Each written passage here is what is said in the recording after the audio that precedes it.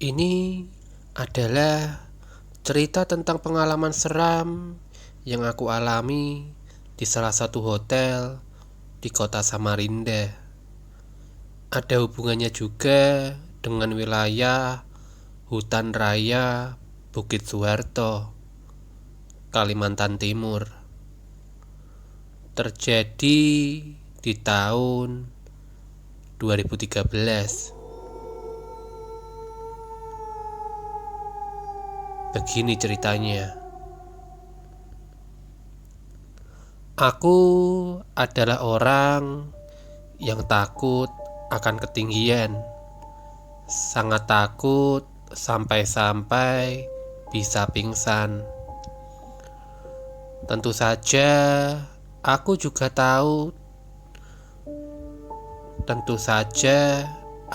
takut naik pesawat.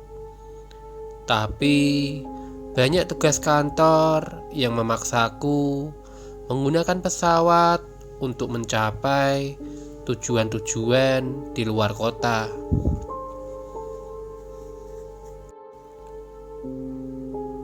Pada tahun 2013, perusahaan menugaskanku untuk ke Samarinda, sebuah kota besar di Kalimantan Timur.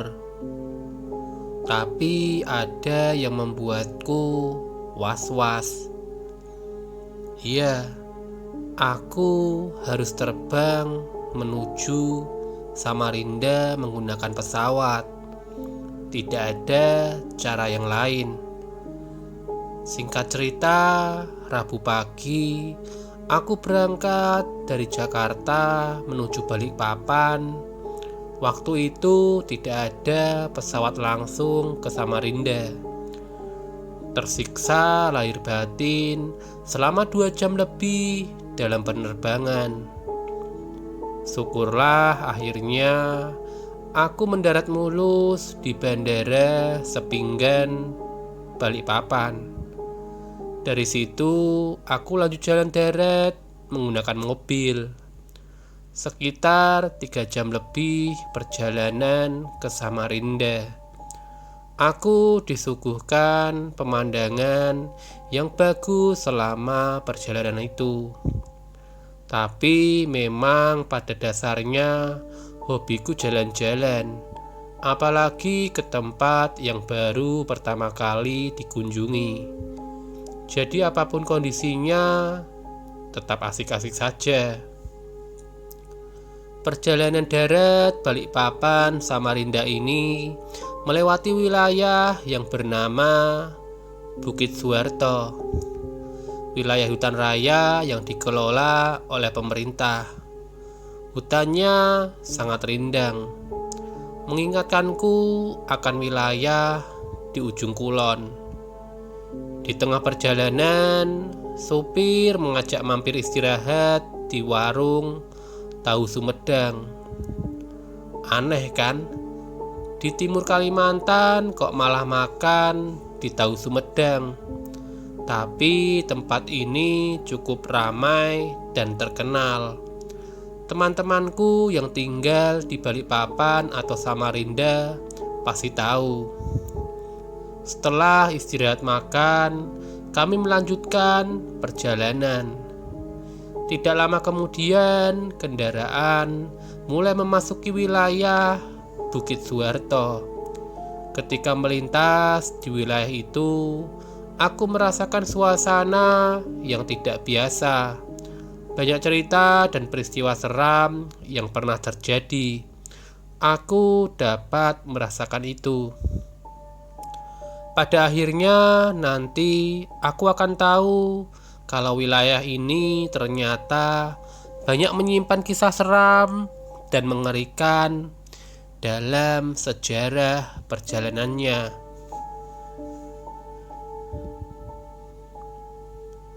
Karena ada peristiwa seram yang berhubungan dengan Bukit Suharto. Setelah peristiwa itu, aku harus mencari tahu ada apa sebenarnya.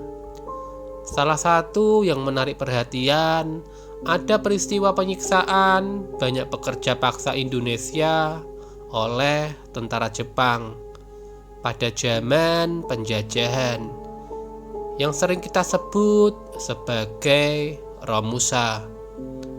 Menurut cerita warga, banyak penampakan yang berkaitan dengan kejadian yang tercatat dalam sejarah itu.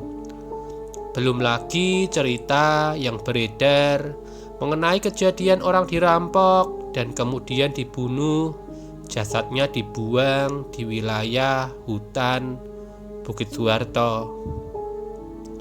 Kejadian terakhir inilah yang tampaknya berhubungan dengan apa yang aku alami di Samarinda nantinya.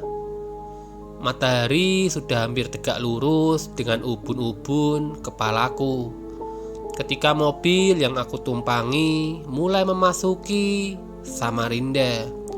Panas terik matahari khatulistiwa sangatlah aduhai.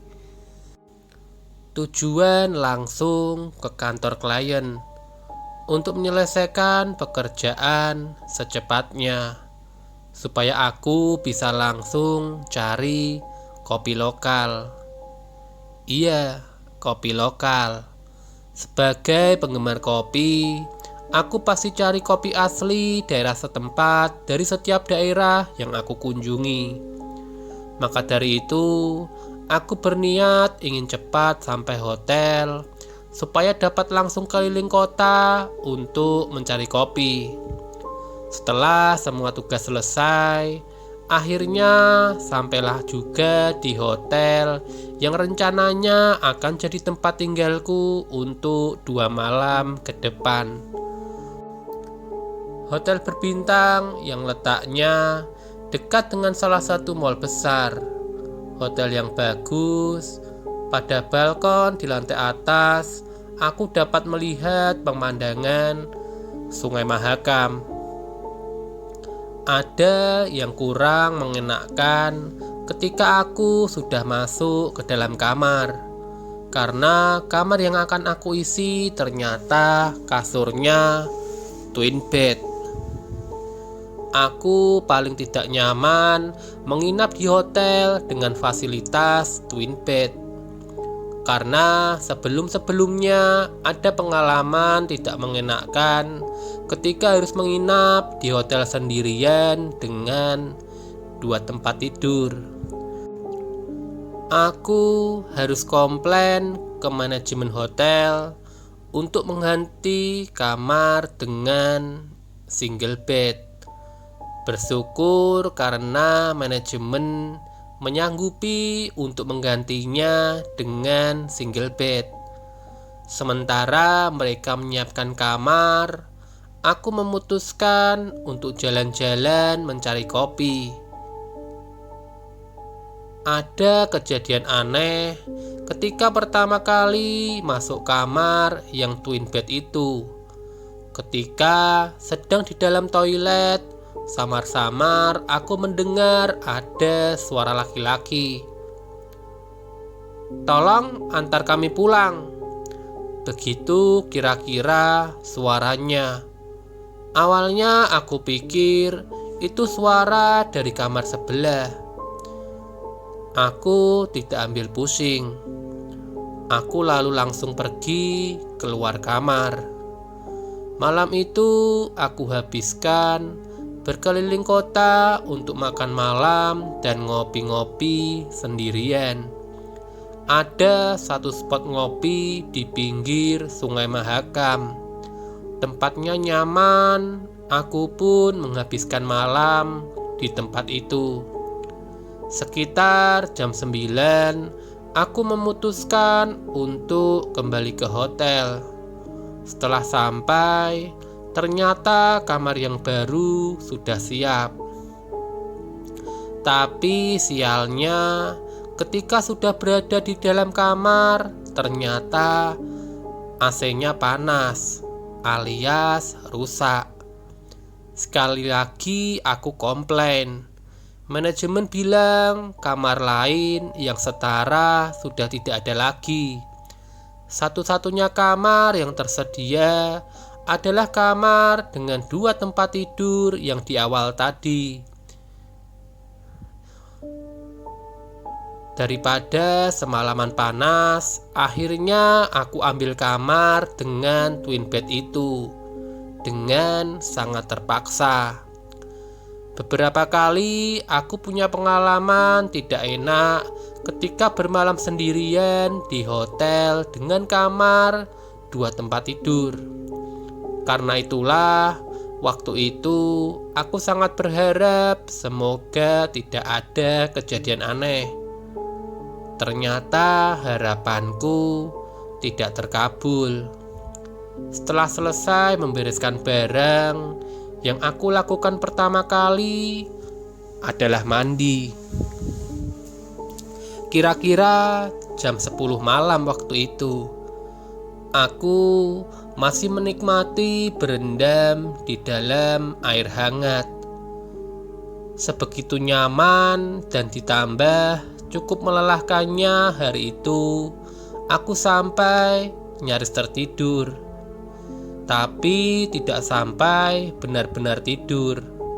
Karena sekali lagi aku mendengar suara seorang laki-laki setengah berbisik, "Tolong antar kami pulang." Aku kaget mendengarnya. Karena kali ini suaranya terdengar lebih jelas dari waktu pertama kali aku dengar. Dan aku yakin suara itu bukan berasal dari kamar sebelah. Lantas, itu suara siapa? Suara dari mana? Perasaanku pun menjadi tidak enak. Selesai mandi, aku memutuskan untuk langsung tidur. Tidak membuka ponsel atau laptop lagi.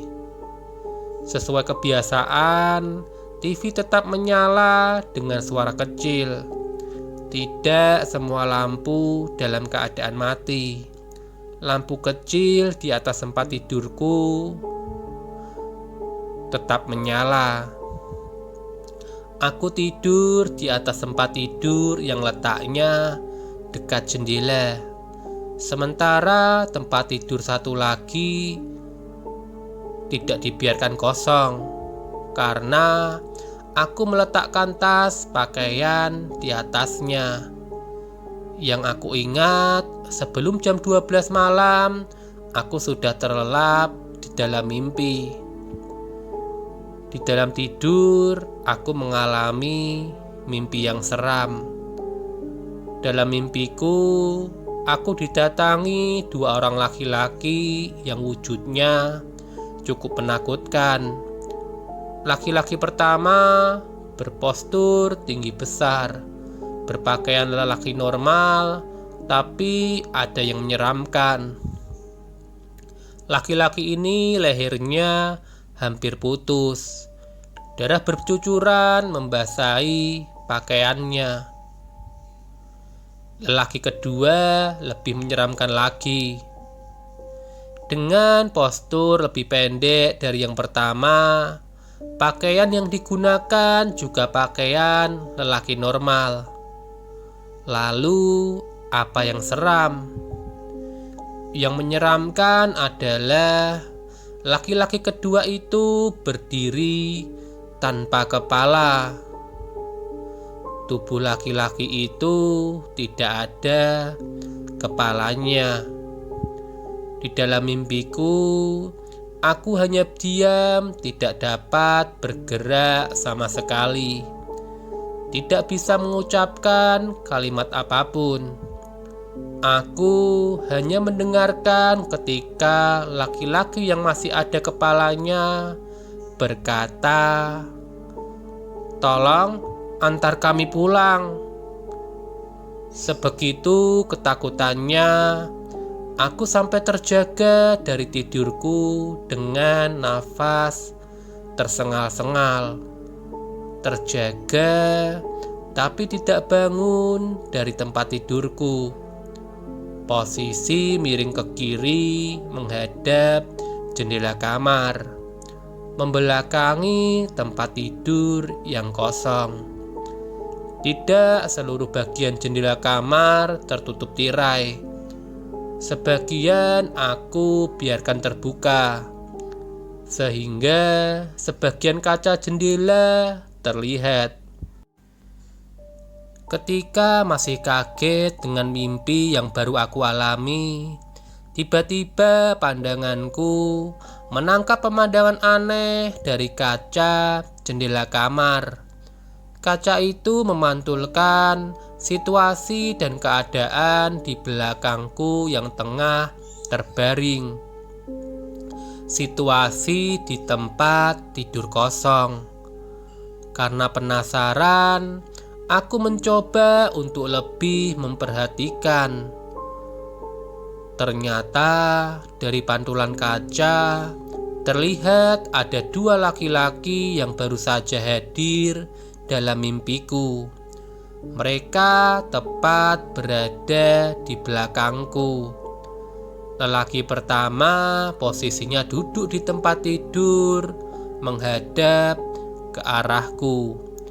Laki-laki kedua berdiri di sebelahnya tanpa kepala menghadap ke arahku juga.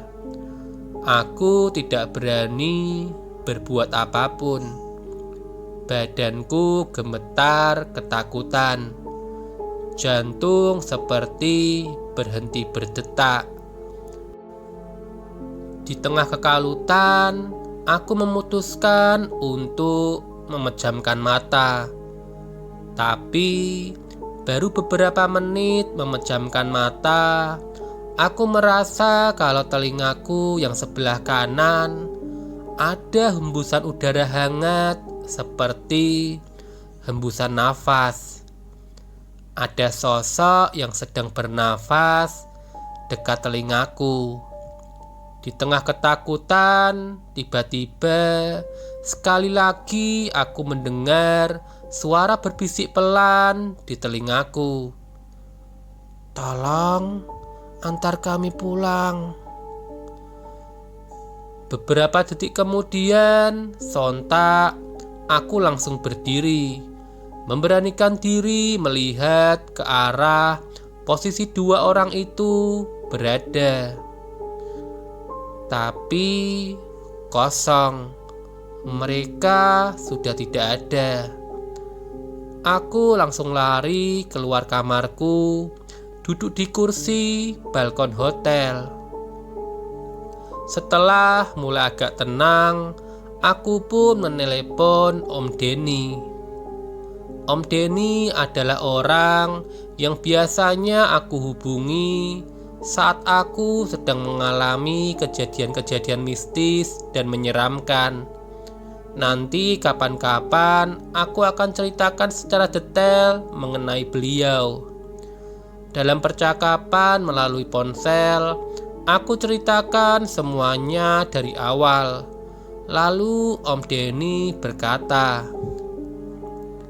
"Ya sudah Bri, kamu antar pulang aja, kasihan." "Antar pulang kemana Om? Mereka tidak bilang minta diantar kemana. Pokoknya aku gak mau Om." Jawabku agak kesal.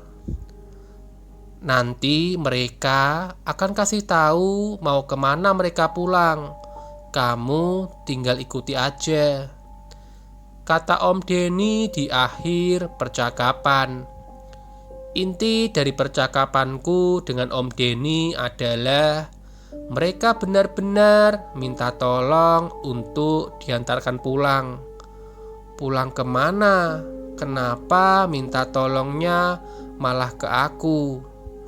Karena mereka menganggap kalau aku cukup kuat untuk mereka jadikan tumpangan ke tempat tujuan mereka pulang. Sebelum-sebelumnya mereka sudah sering meminta pertolongan, tetapi tidak ada yang cukup kuat untuk membantu. Itu menurut omongan Om Denny. Tapi ya entahlah. Setelah mulai terdengar alunan suara orang membaca Al-Quran dari masjid-masjid sekitar, aku akhirnya baru berani masuk kamar lagi. Kemudian terlelap sebentar. Kamis pagi, aku bersiap untuk melaksanakan tugas kantor hari terakhir. Rencananya, aku akan check out Jumat pagi esok harinya, langsung menuju Balikpapan, terbang ke Jakarta jam 1 siang. Itu rencananya, tapi pada kenyataannya ternyata semua tidak berjalan sesuai rencana. Ketika sampai di lobi hotel, ternyata Pak supir yang menjemput sudah menunggu. Kami pun langsung berangkat. Dalam perjalanan, Pak supir membuka percakapan yang membuatku kaget. "Mas Bri, itu tadi temennya ya? Kok nggak diajak sekalian?" "Hah? Teman yang mana, Pak?" tanyaku penasaran. "Tadi saya lihat Mas Bri keluar dari lift berdua berbincang akrab." "Hah?" Dalam hatiku berkata, padahal tadi aku sendirian di dalam lift sampai bawah. Tidak ada orang lain. Hari itu aku tidak fokus kerja. Badan lemas seperti ada karung pasir di pundakku. Sangat berat. Aku pikir mungkin karena kurang tidur pada malamnya. Beberapa rekan klienku berkata wajahku cukup pucat. Beberapa kali terlihat melamun dengan tatapan kosong. Aku pun berkata, mungkin karena aku kecapean. Untungnya tugas kantor selesai tidak terlalu sore. Jam 2 siang sudah selesai. Akhirnya aku bisa balik ke hotel lebih awal dan kembali tidur. Sesampainya di hotel, aku langsung merebahkan badanku di tempat tidur, terlelap tanpa sempat mandi dan ganti baju. Capek sekali rasanya waktu itu. Dalam lelapnya tidur, sekali lagi aku bermimpi. Dua orang itu kembali datang dan sekali lagi mereka berkata, "Tolong antar kami pulang." Aku pun terbangun dari tidurku menjelang maghrib. Bangun tidur, badan malah terasa sangat lelah. Melamun sebentar memikirkan mereka yang sangat memaksa untuk diantar pulang. Beberapa saat lagi malam menjelang, malam Jumat pula. Perasaanku berkata, kalau malam nanti pasti akan lebih seram dari malam sebelumnya.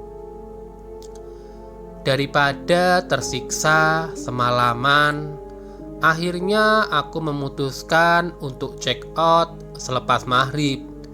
Langsung berangkat ke Balikpapan malam itu juga.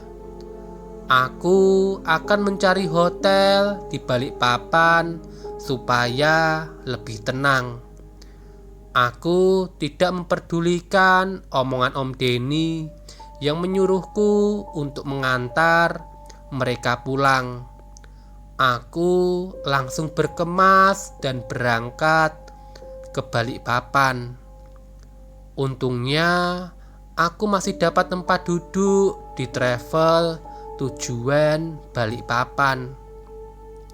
Walaupun harus mendapatkan mobil terakhir di hari itu. Keberangkatan sekitar jam 10 malam. Jam 9 aku sudah sampai di perhentian travel. Hanya ada beberapa orang di ruang tunggu. Mungkin karena bukan hari libur ataupun musim liburan. Jadi hanya sedikit yang berpergian keluar kota. Mendekati jam keberangkatan, yaitu jam 10 malam. Ruang tunggu semakin kosong. Hanya ada aku dan seorang lelaki berumur sekitar 30 tahun duduk di kursi belakang. Tepat jam 10 malam, Pak supir bilang mobil akan berangkat. Kami para penumpang dipersilahkan untuk masuk kendaraan. Mobil benar-benar kosong. Penumpang hanya 2 orang. Hanya ada aku dan lelaki yang tadi aku ceritakan. Aku duduk tepat di belakang kursi supir. Kursi sebelahku kosong. Penumpang yang satu lagi duduk di deretan kursi tengah tepat di belakangku. Perlahan mobil meninggalkan Samarinda, membelah gelapnya malam di sisi Sungai Mahakam. Badan masih capek dan berat. Aku memaksa diri untuk tidur. Istirahat 1 atau 2 jam mungkin akan sedikit membantu. Tapi ketika akhirnya sudah mulai bisa terlelap, aku malah kaget dan terbangun secara tiba-tiba. Ada apa berimangnya? Ingat kan, satu penumpang lain yang duduk di belakang. Tiba-tiba dia terlihat panik dan berkata, "Pak sopir, stop Pak, stop. Saya turun di sini saja."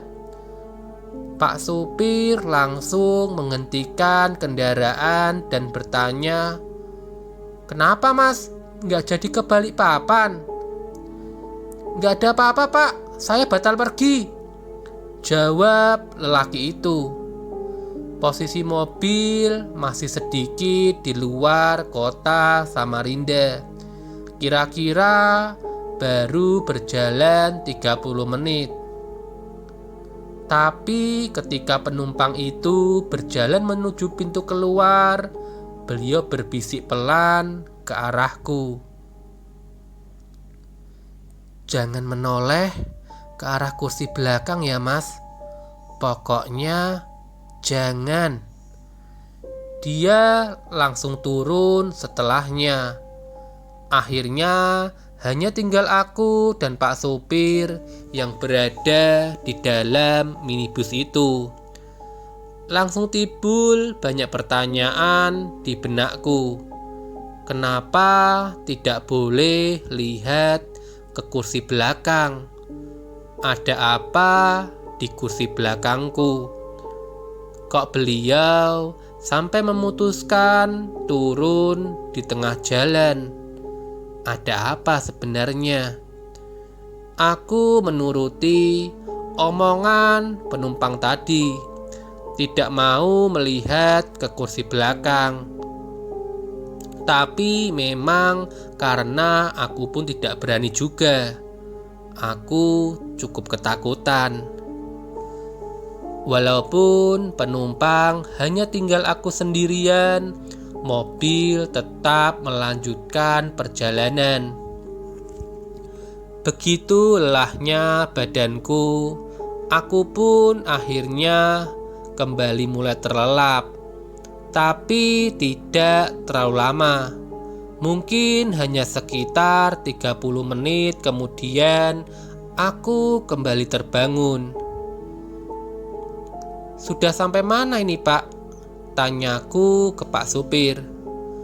"Baru aja memasuki wilayah Bukit Soeharto Mas," jawabnya. Pantas aja, aku lihat kanan kiri sangat gelap. Tidak ada rumah atau bangunan apapun. Ternyata sudah memasuki hutan raya Bukit Suharto. Waktu itu malam Jumat, suasananya sangat hening dan gelap. Hanya sesekali kendaraan kami berpapasan dengan kendaraan lain dari arah berlawanan. Daerah kawasan Bukit Suharto ini pada siang hari pun sudah menyeramkan, apalagi tengah malam Jumat pula. Ketika Pak Supir memacu kendaraan dengan kecepatan cukup tinggi, aku lalu bilang untuk jangan terlalu kencang dan tetap berhati-hati. Beberapa saat kemudian, di tengah heningnya suasana, hanya terdengar suara mesin mobil yang tidak terlalu keras. Tiba-tiba, aku mendengar suara yang sangat tipis, pelan, nyaris, tidak terdengar. Aku mendengar suara nafas. Ada orang bernafas di kursi belakang. Aku pun langsung panik karena aku tahu kalau kursi belakangku kosong, tidak ada orang. Aku tidak berani untuk menoleh ke belakang. Aku tidak cukup punya nyali. Aku menarik badan, duduk agak maju ke ujung depan kursi, tidak lagi bersandar. Tidak tahu karena hanya perasaanku saja atau bagaimana, tapi sepertinya Pak Supir juga melihat sesuatu. Aku lihat dari kaca spion, matanya ketakutan, mulutnya seperti sambil terus membaca doa. Di tengah-tengah mencekamnya suasana, tiba-tiba terdengar suara batuk ringan dari kursi belakangku.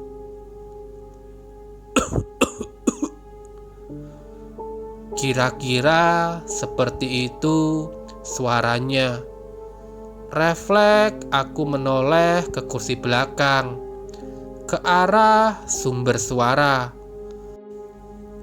Ternyata di kursi belakang, tepat di belakang kursi tempatku duduk, ada dua orang yang mendatangiku di hotel dengan penampilan sama.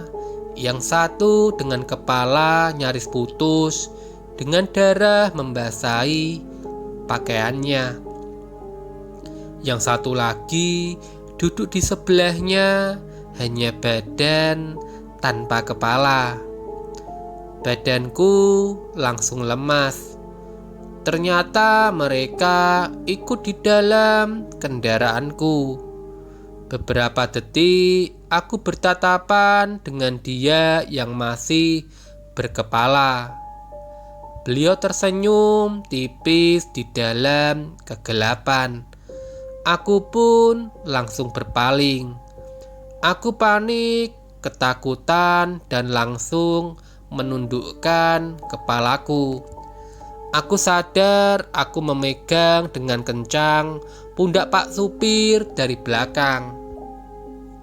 Tapi beliau diam saja, seperti sudah mengetahui peristiwa yang tengah terjadi di belakang.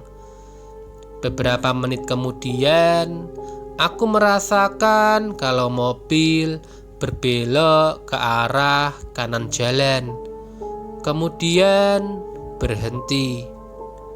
Aku mengangkat wajahku.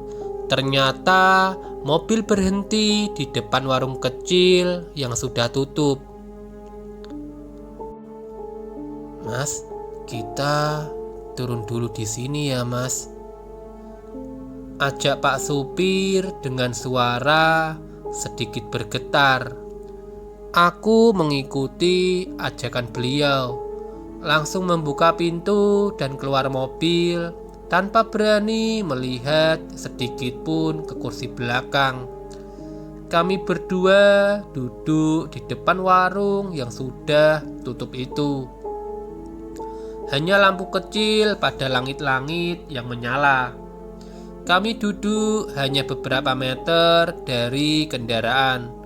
Di depan adalah jalan raya dan hutan rindang di seberangnya. Sekeliling warung hutan belantara. Jam 12 tengah malam. Aku dan Pak Supir terdampar di tengah wilayah Bukit Soeharto.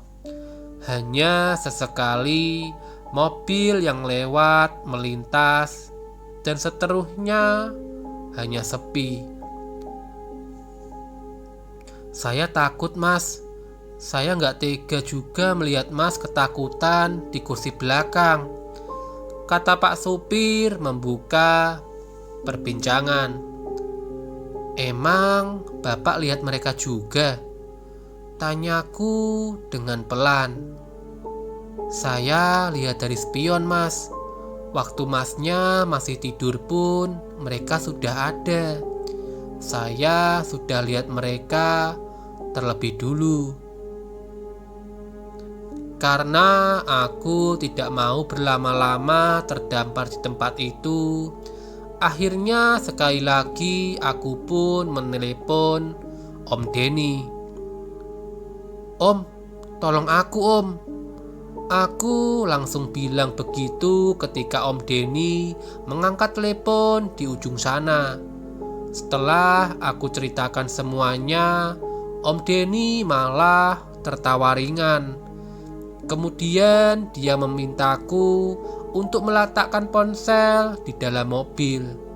Beliau mau mencoba berkomunikasi dengan mereka. Dengan berat hati aku turuti kemauannya. Tanpa melihat ke kursi belakang, aku letakkan ponselku di atas kursi tengah mobil. Setelah itu, aku tutup pintu dan kembali ke tempat semula. Cukup lama Om Denny berkomunikasi. Aku hanya bisa menunggu dengan sabar dan penasaran. Sekitar 15 menit kemudian, tiba-tiba pintu belakang mobil terbuka dengan sendirinya. Aku dan Pak Supir yang melihatnya hanya diam 1000 bahasa. Kemudian setelahnya terlihat ada 2 orang keluar dari dalam kendaraan. Orang yang turun belakangan tanpa kepala. Mereka berjalan pelan menuju jalan raya, kemudian menyeberanginya. Kami melihat kejadian itu semua sampai mereka berdua menghilang di rindangnya hutan raya Bukit Soeharto. Setelah tenang, aku lalu mengambil ponselku. Aku kembali bicara dengan Om Denny. Udah Bri, mereka udah pulang. Kamu tidak usah takut lagi. Langsung lanjutkan perjalanan ke Balikpapan sekarang ya. Hati-hati. Itu kata Om Denny. Kira-kira apa ya yang Om Denny katakan kepada mereka? Aku langsung mengajak Pak Supir untuk melanjutkan perjalanan menuju Balikpapan. Kali ini tidak mau duduk di belakang. Aku duduk di sebelahnya. Dalam perjalanan, Pak Supir bercerita kalau beliau ternyata sudah hampir 20 tahun jadi supir travel Balikpapan Samarinda. Jadi setiap ada kejadian di Bukit Soeharto, beliau pasti tahu. Lalu beliau berkata, sekitar 1 tahun sebelumnya terjadi pembunuhan di wilayah Bukit Soeharto. Ada mobil yang dirampok, seorang penumpang dan supirnya tewas dibunuh. Salah satunya ada yang kepalanya dipenggal hingga putus. Sebelum dibunuh, korban menginap di hotel tempatku menginap di Samarinda tanpa pernah check out lagi karena sudah terlanjur meninggal dunia. Kira-kira begitu cerita dari Pak sopir. Entahlah kalau mengenai kebenarannya, aku sendiri kurang begitu tahu. Sesampainya di Balikpapan, aku langsung menginap dan beristirahat dengan aman dan nyaman di hotel dekat bandara. Keesokan paginya, aku lalu pulang ke Jakarta. Ini merupakan perjalanan dinas yang paling menegangkan yang aku alami. Aku takkan pernah bisa melupakannya.